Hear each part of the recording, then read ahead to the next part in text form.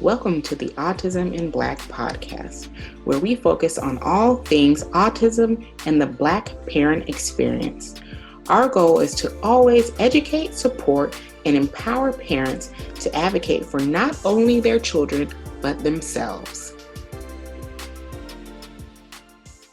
Hello, and welcome to the Autism in Black podcast.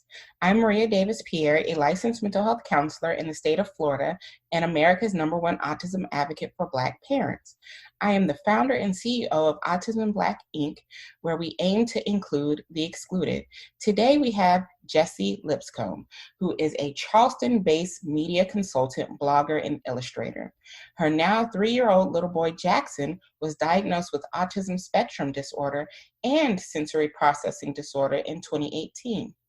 Through her blog and social media presence, Jessie has been very open and transparent with their entire journey.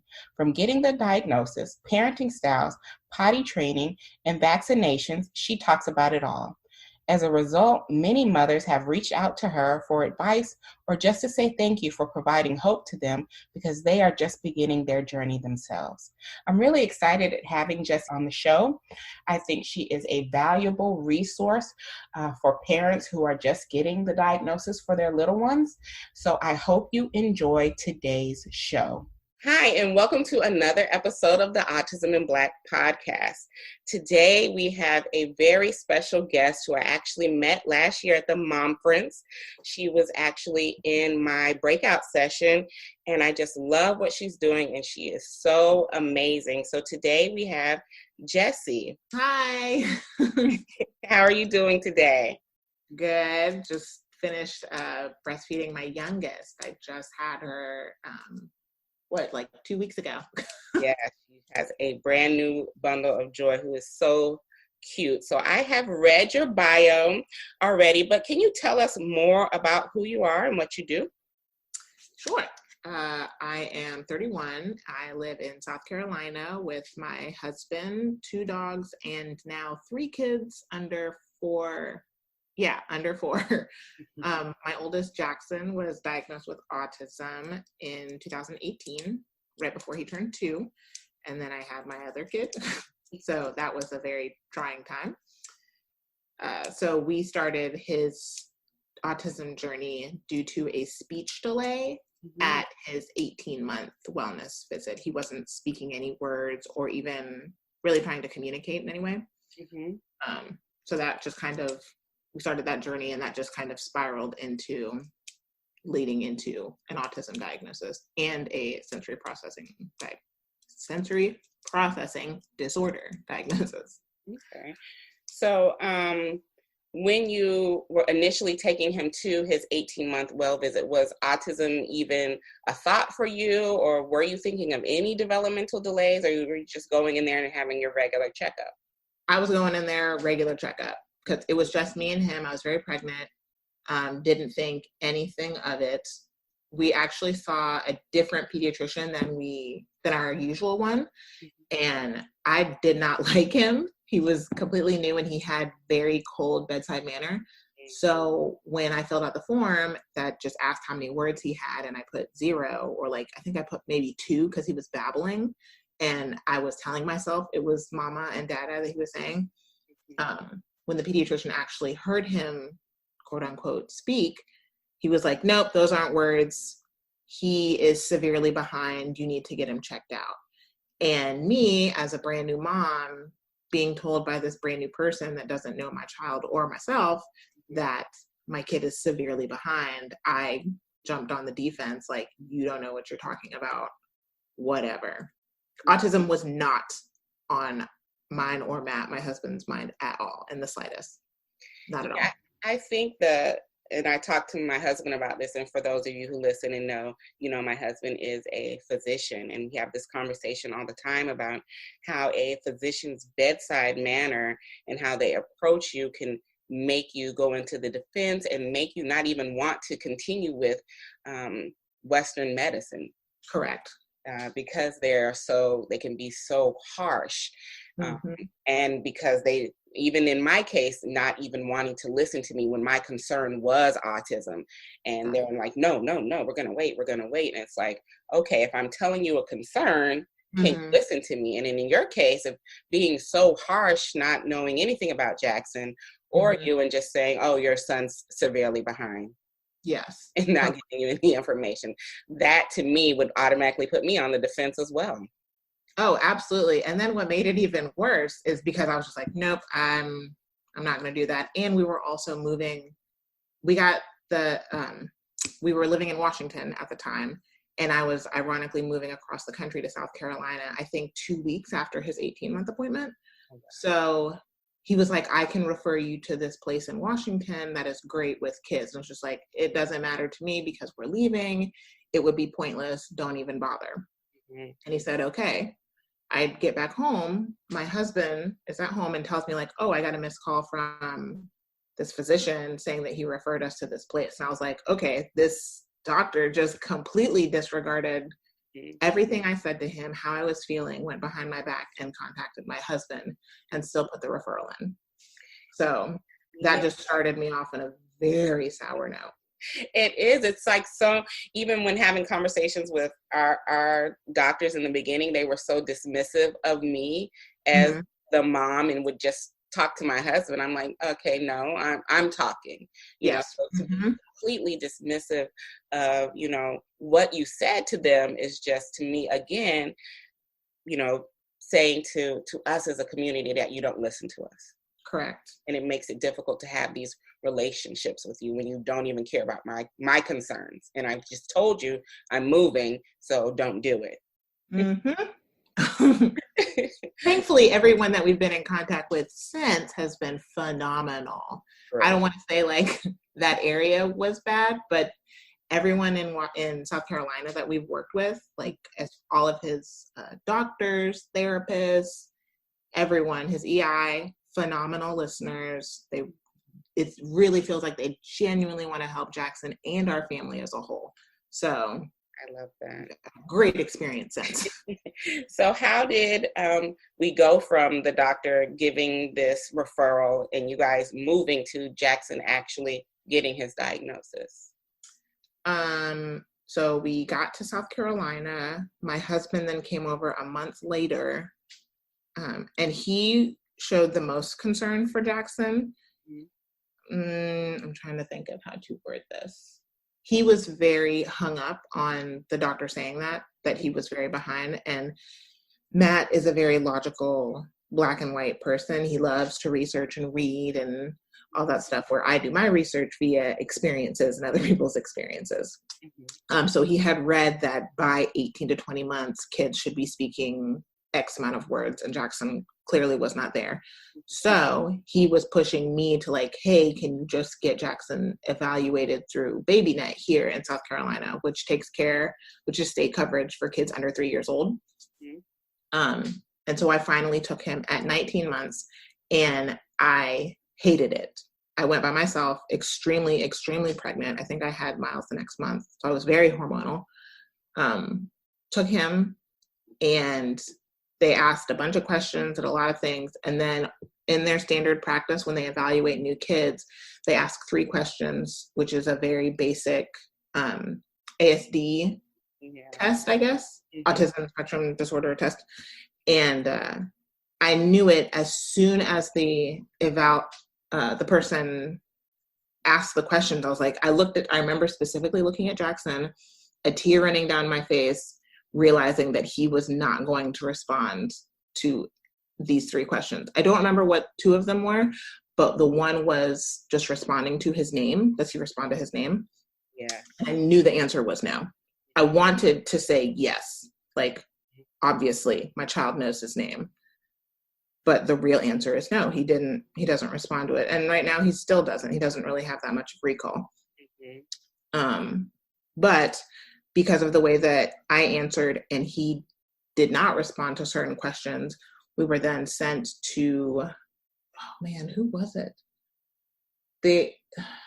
I can't remember what the company was, but we went through them a more in-depth eval. We got an at-risk diagnosis. And I think once we got the at-risk diagnosis, both Matt and I knew in our hearts and our minds that he was going to be diagnosed with autism. Once the at-risk came, we knew the rest was going to follow, and this was going to be a different journey than we planned. Yeah. And then we were told to get on the waiting list for MUSC to see if we could get an official diagnosis. And that waiting list was 6 months long, and we were not trying to wait that long. We needed to know now to start making moves for him. So we found a private psychologist, went to her, I think like 2 months later, and she gave us the official didn't give it to us, but diagnosed him officially. And we got that in late 2018, and we've been rocking since. Yeah. You mentioned a real point, and I think at that point, I had a similar experience, even though for me, I had already in my mind knew Malia was autistic when we were in Florida. It's called Child Find for those who are under 3, and each state may call it something different as well. But that moment when they were calling her name and they were saying Malia, Malia, Malia, and I knew she was not going to respond. I knew she wasn't going to look at them.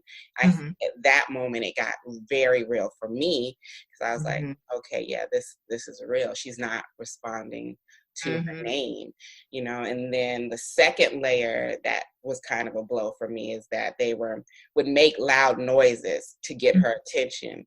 And she just had such a slow response time to even look at them. And I was like, okay, yeah, this is up. Yeah. This is it. But in my case, they were saying, we're just going to wait till she's 3 and then see. And at this point, she was just 12 months. And they were like, oh, we're going to wait till she's 3 to see if she's truly autistic, but you can go to a pediatric neurologist and they can give you the diagnosis. So that's what we did. So for you, how once, you went to the psychologist and Jackson was diagnosed, what then changed for you all? Actually, we had already started with, who did we start? We already had an EI, an early interventionist, and she had directed us to an occupational therapist, a speech therapist, and had started recommending ABA therapists. We had not started ABA yet, but we already knew, once we got that at-risk diagnosis, we started putting things into place. Like Jackson needs to have OT for functional play. He needs speech in order to communicate. And then we learned about ABA. We didn't actually start ABA until a few months later. And I think that was just because of insurance, just getting things lined up due to schedules. But we knew that our schedule was just going to be circulating around Jackson's therapy schedules. Getting the official diagnosis really didn't change much because we had already really anticipated it. It was the at-risk that really set things into place. Okay. And for your mindset, was it difficult for you to accept, or did you have any grieving period or anything like that? Oh my God, girl. My breakdown was the day I took him in for the general eval at 19 months with BabyNet. I cried in front of the therapist, heavily sobbed, when you watch a sad movie and you cry by yourself on the couch. I did that in front of a stranger because I just knew that was the moment that I knew parenting was going to be different than what I had envisioned. And I guess I started the mourning process, not necessarily that I'm disappointed that my child isn't going to be who I had dreamed. Yeah. I was just more, it wasn't going to go as planned. So things were going to be different. And I didn't know how different, but they were just going to be different. And I didn't have my husband there with me at the time when we were doing this. I cried the entire way home. I cried when I got home, when I explained it all to Matt. That day, and I think maybe the next, I was just kind of in a funk, obvious, for obvious reasons. But after that, that's just a way that I deal with mourning. little background. My mom died in 2012, and it took time for me to learn how to properly mourn. And I learned that properly mourning for me is talking it out, like not just typing, but like really speaking to someone about it, like just talking through the emotions, all the thoughts, all that stuff. So I would call my best friend, call my dad, just to talk about Jackson's diagnosis. And I don't really know what was going to happen, but this is where we are now. But I dealt with it I sat with that emotion for a hard 48 hours, thought through everything, and then hit the ground running because Jackson needs assistance. And I can't just sit and sulk and cry. I can for a good amount of time. Things are different. Okay, what do we got to do next? Yes. So that's what I did. Matt deals with it differently, with just emotions in general differently. Like I said before, he's a very logical person. So I think he still has like little reevaluations in his head over time, like just simple things. Like if you see a kid walking down the street with his dad or with her dad, we can't do that with Jackson because, well, we can now kind of, but at the time he was a runner. Yes. He would just take off. And because he has no recall, someone's got to chase him. You can't just be yelling Jackson and he's going to respond. Yeah. Just like little minor incidents like that just happen throughout the day. Matt would just have to think like, oh yes, Jackson's different. So the mourning process just never ends. Yeah. I think that is true of us as well. I think for me, I'm not a big crier. It's not I'll get emotional, but like crying, it's difficult for me for many reasons, stigmas against Black women, what have you. That's for another episode. But we gotta be strong all the time. Exactly. So for me, I think I never really had a true moment of breakdown in the beginning. But then when Malia was about 4, she was watching a Blue's Clues episode, but I didn't know that she was getting it from this episode. And she would just come out and be so sad and come in our room and say, "I'm different." And I was like, who's talking to my child? Who's telling them that they're different? Did somebody tell her that she's autistic? And didn't let us have this conversation with her? And I'm going through all of this with my husband, and he's looking at me. He's like, do you he's like, have you had the conversation with her? He was like, I don't know if she's truly understanding what she said, but in my mind, I'm like, she's already knows she's autistic. Somebody told her and didn't give us that chance. I didn't even know she was ready for this conversation. And at that point, I had a breakdown because I was like, she's realizing she's different. But it turns out the kid was just watching Blue's Clues, which I found out a week later. And this episode about I'm different with Steve, I think is his name, and the dog. So that is something that we are not worried, anticipating that conversation. Just like how to explain to Jackson that he is different. Yes. When it's gonna happen, how it's gonna happen, just all of it. Exactly. Malia is now 7, almost 8. And while we haven't had the in-depth conversation with her, we do tell her she is autistic, but I'm not sure at this moment if she comprehends it. So we just, wait for her to ask questions or, have that conversation then when it happens. Her siblings now, who are twins and they're 4, they aren't quite realizing that their sister is different yet. So for us, we haven't even had that conversation with them yet, but that's another thing that we have to do, is have that conversation with them. And I know, like you, at the time that the twins were born, Malia was just 3. So I had 3 under 4 as well. So I know that I have gotten so many questions on parenting and managing more than one child, especially when one is autistic. So how do you manage it now, having 3 under 4? Communication.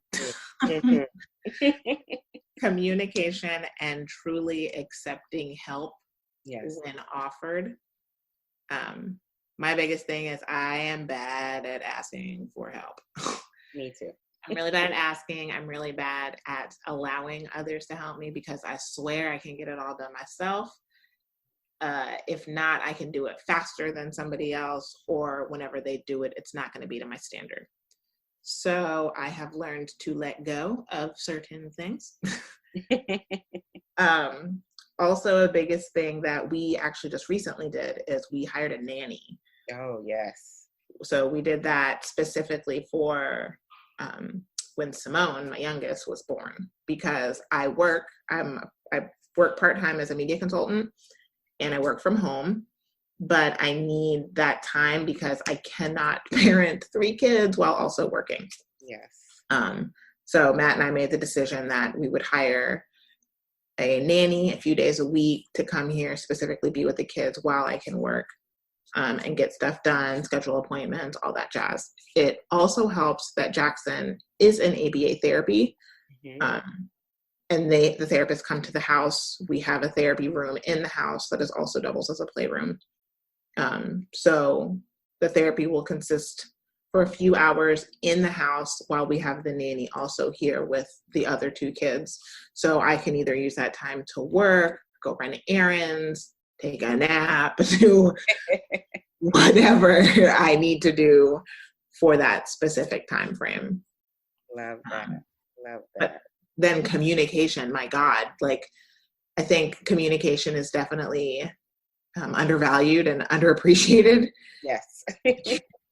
People just don't really understand how vital that is in surviving, let alone like thriving. If you get overwhelmed with all these kids, which you're gonna do at some point, yes, you need to communicate with your partner or your support system in general, just your telltale signs of getting overwhelmed. Like if you're starting to sweat a lot or just being short with people, you should probably tell somebody. Yes. just those little things. Like if you need a second, like if Jackson doesn't have tantrums, like really bad tantrums, he'll just lay down or something. But if he has this fascination with ears, he loves earlobes. And for me, I get touched out very quickly, like really quickly. There isn't really a gray period. I'm fine with it. Then the next second I'm not. So I have to communicate that better to my husband when he comes up to me and I'm nursing Simone and he wants to be on my ear. I can't just push him away. Yeah. Because that's rude. But just those little things, like just the little things that over time build up, you just got to tell someone. I love that advice. And as a therapist, as you all know, I approve that message. You know, outsourcing and, you know, even if it's not with a nanny, or in our case, we got a cleaning company to come to the house because that was my biggest issue. But even if you can't do those things, you know, relying on your support system and letting them know, hey, can you help me? You know, I need some assistance, and not feeling shame or guilt for asking for that assistance. Yes. I love that. So also with having 4 kids, 3 kids, sorry, I don't want to. Oh my gosh. 3 kids under 4. How do you and your husband make time for your relationship? So again, that recently just started with the nanny. So now we can go on more like day dates or just have time to ourselves. Before we had the nanny and before Simone was here, we started a thing where we would just watch a movie or watch a couple shows after the kids went to bed. Not up real late because we are getting old and we need our sleep, but just a couple episodes of just us hanging out. I wouldn't have a glass of wine because I was pregnant, but Matt would have a beer, just relax and have conversations, because it's hard to do that during the day while he's at work, I'm working, the kids are here. That's a lot. Yes. I love We're gonna get better. That's a goal of ours this year, 2020, is to go on more dates. Look, that's our goal as well, because a lot of times we do date night in our house as well. Because of trying to find a sitter, or in my case, it's me trusting people with my kids. That is my biggest hang up. 100%. Yeah, I don't trust anybody with my children. Even when I leave them home with my husband, who is their father, I'm calling and I'm like, "You okay?" And he's like, I'm their dad, right? So it is my own hang up. I know this, and I'm working on it with my therapist. But that is our biggest issue, is making time for our relationship and being intentional with that time. Because we know with having a child who has a disability, a lot of the focus goes on to that child. And then with having the siblings, the focus then is on making sure they're okay too. And you can easily get caught up in placing your relationship last and on the back burner and being like, okay, we're fine. And you're finding out that you're kind of just moving robotically and completing the task, but not really having that conversation with each other and making sure you're being intentional with making sure your relationship is okay. Yes, I love that you use the word intentional, because that is 100% accurate. Yes. Because that time is limited, so you make sure that you're using it wisely. Yes. So if we have 30 minutes, I want to be intentional with that time and have a good conversation that doesn't involve us talking about the children. 100%. We're talking about each other and our feelings and what's going on. 100%. Yes. So when you got Jackson's diagnosis, how did you talk to your friends and family about it? I've always been very open with all of the things. So Jackson's diagnosis was no different. Let's see, who was the first person I told that wasn't family? I think it was, at the time, his in-home daycare provider, one of our dear friends here. I think she also knew of the process that we were going through. So it was kind of inevitable once we had received, like I said before, the at-risk. Yes. But I was very blunt with it. Jackson was diagnosed with autism because of this, and this. Even if we attempted to explain it to mine and Matt's parents, the logistics of it, like the numbers and the delay range and all that stuff for each category, it still got really muddy. But we told them, this is what he has, this is what he was diagnosed with. And it got to the point for me, because some people questioned it, primarily because of his age, that he was diagnosed so young. So it's just like, oh, well, maybe he'll grow out of it. Maybe this is just a phase. It's like, please don't do that. Do not disregard all of this work that we have put into helping Jackson, and also the psychiatrist and therapist that Jackson has seen. Yeah. You discrediting all of this information is not helping us in this process. So if you can't support this information that I'm telling you, then you cannot be involved. I just had to be very blunt, because that's the kind of person I am. I can't have people, especially during this very sensitive time frame, like of getting this diagnosis, I could not have toxic, negative people around me. I only needed support. So if you weren't there to support myself or Matt or Jackson, you could not be around us. Yes, I love those boundaries that you set. Yes. Oftentimes it is so hard to set boundaries with our family, that sometimes we don't stick with those boundaries. And when you don't stick with those boundaries, then they're not respected, because they see that you will waver on them. Correct. In my case, I was very hard with the boundaries as well with my family, because what they would do is point out things she could do and then give it as a justification of why she couldn't be autistic. Yes. Oh, she's saying her ABC. She can't be autistic. Oh, she's counting. She can't be autistic. And I'm like, that has nothing to do. That's not how it works. Being autistic at all. And, I just had to let them know, you constantly questioning whether she's autistic or not is not helpful for us as her parents trying to navigate this journey. And if you're going to go on this journey with us, then we need you 100%. Otherwise, you will not see her nor us. Correct. And after that, everybody was on board and, okay, this is what it is. And, that's how I had to deal with it with my family. Just like you, I'm very blunt to the point. But for some of you out there who are not, that conversation can be had many different ways, but you just do have to be firm with your boundaries and make sure they're realistic for you and what you set. Yes. And make sure you stick to them. Don't just make some boundary that you think you should make and then not follow through. Make sure that the boundary that you put in place is realistic for you and comfortable.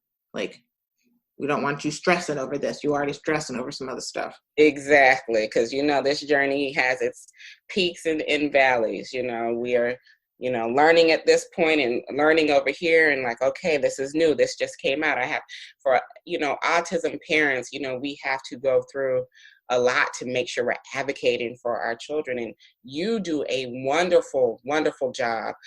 Ooh, thank you. You do. And I'm always looking on Instagram and I always send her messages and I'm like, oh my God, this is amazing.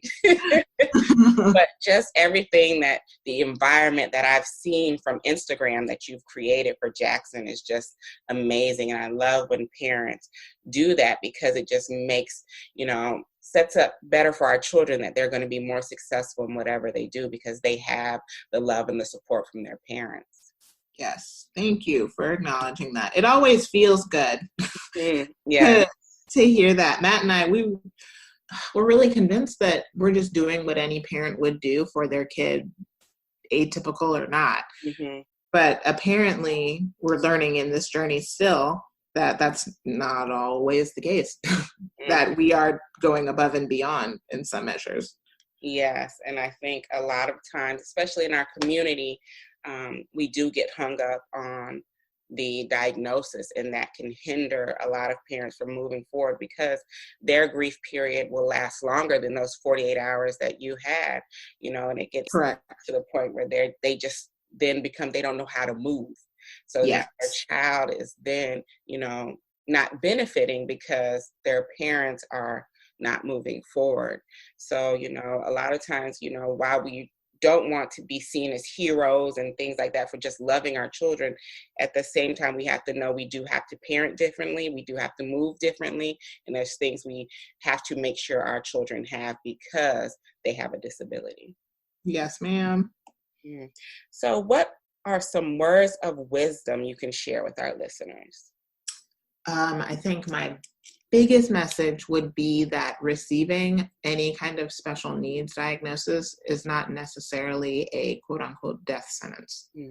That doesn't mean that your world or your kid's world is ending. Nobody's world is ending. It's just going down a different path.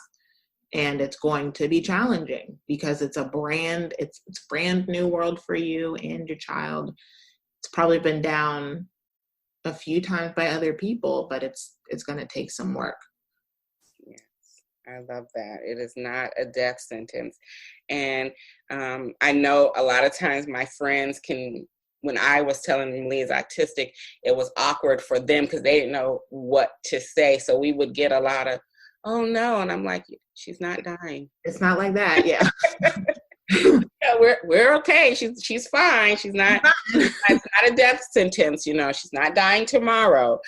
Yeah. So, I just have to let our friends know that be mindful of that because that is one of my pet peeves. It's like, oh, I'm so sorry. What are you sorry for? What are you sorry for? So that bothers me. So do you have any resources that you would suggest for parents, whether they be newly diagnosed or wanting to try ABA or any of the things that you've mentioned, or setting up a whole therapy room in your home?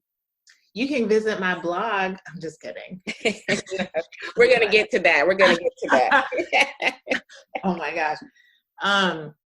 But so this is a controversial topic. Yay, my favorites.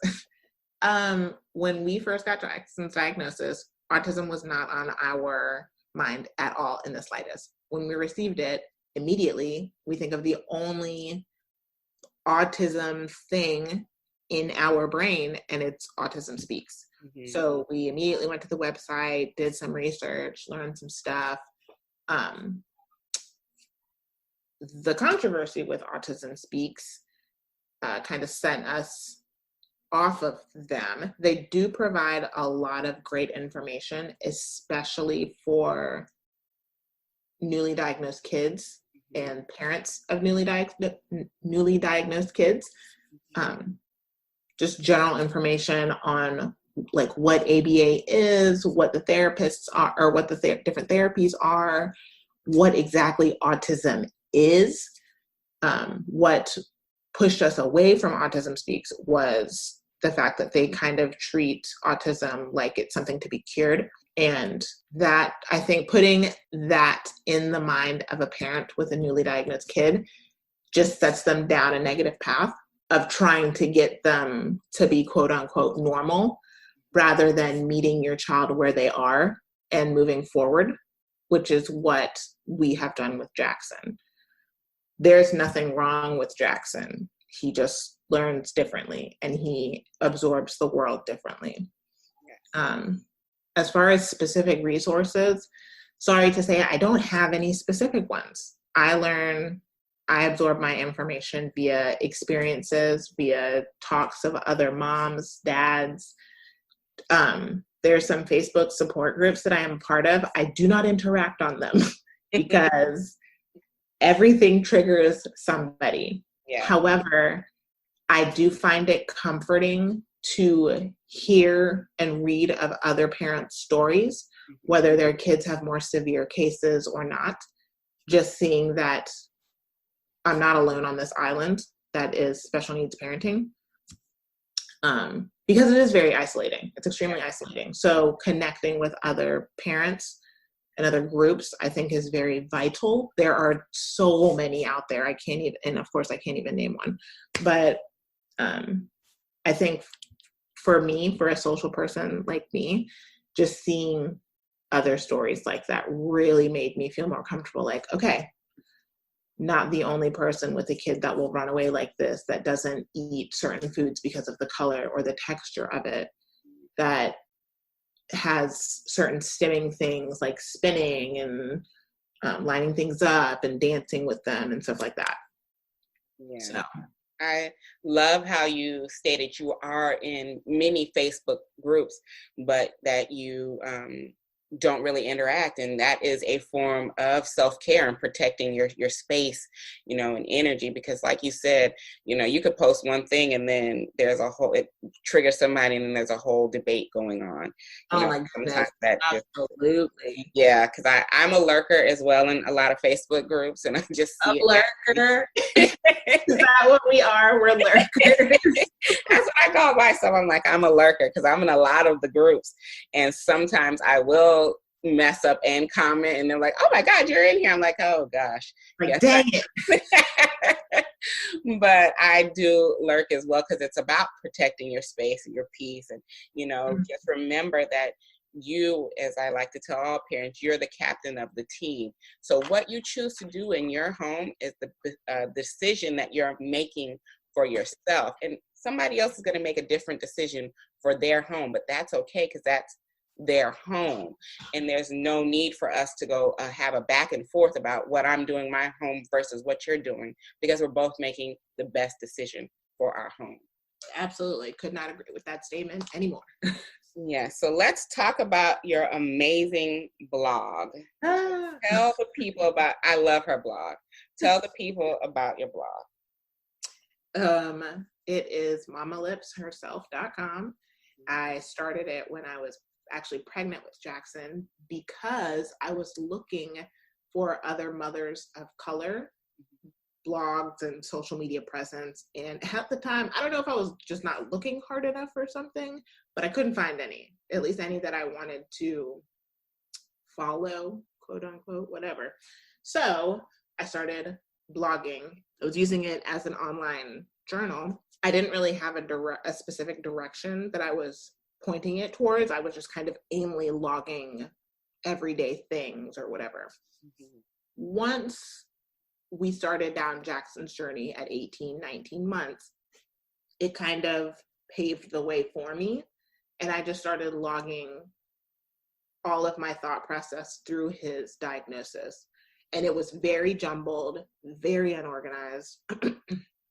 And from then it just kind of blossomed, because at first I kind of wanted to start this blog as a quote unquote mommy blogger and have all the super cool sponsored posts and giveaways and all that jazz. And I realized a couple years in, like, I'm not that kind of blogger. That's not my boat.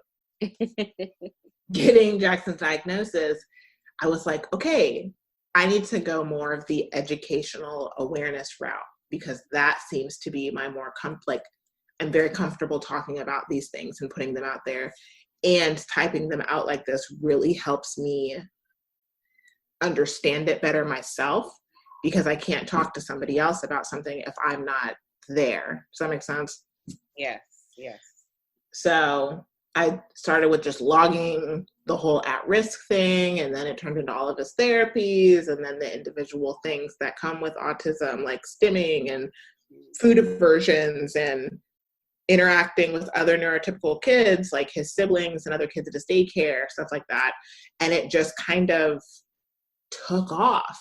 And I started getting messages from other parents, and I have no idea how they find me, but they started messaging me on Instagram, just like, I'm so glad I found your page and your blog. Like, you and Matt give us so much hope. Or I'll even get messages like, my husband or my wife, my spouse or whatever, it's just, we're not really on the same page. How did you guys work through this? And I'm kind of there to help them, almost in a mentorship kind of way, just trying to help other parents learn how to properly advocate for their kid, because it's hard. You're very confused with all of this information. And it's nice to know, again, like I said earlier, it's nice to know you're not on this island by yourself. I would love to become an official advocate. I'm still looking into that. Because now that Jackson has started school, we have IEPs. So, and I was told, like, oh, you can get in that. Do what? I said, that's a trigger word for me. Oh, girl. We've only had one meeting, and it went surprisingly really well. Good. So I was sweating in the meeting. I was like, it's going to be bad. I've heard horror stories. Oh my gosh. But our EI, early interventionist, told us that we could always get an advocate. Yes. Just in case if, like, we need a clarification. But because Matt and I are the people that we are, and we educate ourselves to the bone on things, we felt that we had it pretty much under control. And I guess we did, because it's gone pretty smoothly. But yeah, my blog, I just logged the entire journey on there, and it includes my neurotypical son, Miles, who is 1.5 years now, and how they interact, like how we include him in Jackson's therapy and how it's beneficial, all that kind of stuff. It's really interesting. I love it. And I love that it helps people. Yeah. And that's one of my favorite entries. And then the one where you spoke about the question of having more kids. That's another one. I really hope you guys go and check that one out, because that one is a particularly good blog post about having more kids and getting those questions and just dealing with that. So I love that one. That one was I felt like that one was going to trigger people, and it did. Kind of. It did. You that I was also watching the Instagram post on that. So yeah, it did trigger. Yeah, so check that one out, because it particularly hit home for me, and how we navigated having more kids and making that decision for us, and those who asked, since Malia was our first child and she is autistic, oh my goodness, are you going to have more kids? And I think that blog post that you wrote will definitely help others who are trying to go through that decision out. Did it ring true to you? It did. For us, we just knew we were going to have more kids, especially my husband. He did not want her to be a only child. Mm-hmm. And then I don't think I ever even thought about, even though I knew we had a higher chance of our children afterwards being autistic, it never occurred to me to not have children because of that, because all I knew was being an autism mom. So for me, I was like, okay, we know we want more children. And then finding out we were having twins, it still didn't occur to me that, you know, one could be autistic or both of them. Both of them are neurotypical, as we know now, but it never was a thought for us. And we just knew that we were going to have more kids. So it didn't stop. Malia being autistic didn't stop us from having more children. Yeah. Do you get asked that question all the time? Like from both parents that have a kid with autism and not? Yes. So so there is a 3-year gap between Malia and the twins. And people would be like, you know, by the time she was 3 and I was pregnant with the twins, you know, she had already been diagnosed for 1.5 years. Yeah. So people would be like, oh, you're doing this again? What if one's autistic? And I'm like, what if? And I was like, what if, you know, there's other things that could be, you know, happening that I won't know about as well. You know, I'm not gonna let that fear stop us from expanding our family and having her have siblings and people to play with in the house, because she's gonna need that. And I think it's been so helpful to her to have siblings, because socially she's gotten so much better. Yes. Because one of our twins likes to talk an extreme amount. An extreme amount. An extreme amount. She talks a lot. If you listen to my husband's episode, he talked about how he didn't even realize how much Malia didn't talk until having our twins, and one talks an extreme amount. So we didn't realize, you know, how much she really didn't talk until having Brooklyn. So you're putting it so politely. And yes. Just in case she goes back and listens to this at some point, Brooklyn. But oh my God. Yeah, she talks a lot. So we didn't realize that. But I think it's been helpful having other little people, as I call them, in the house with her, to interact with her and play. And we've just seen her blossom so much since her siblings are now at the age where they can interact and play with her.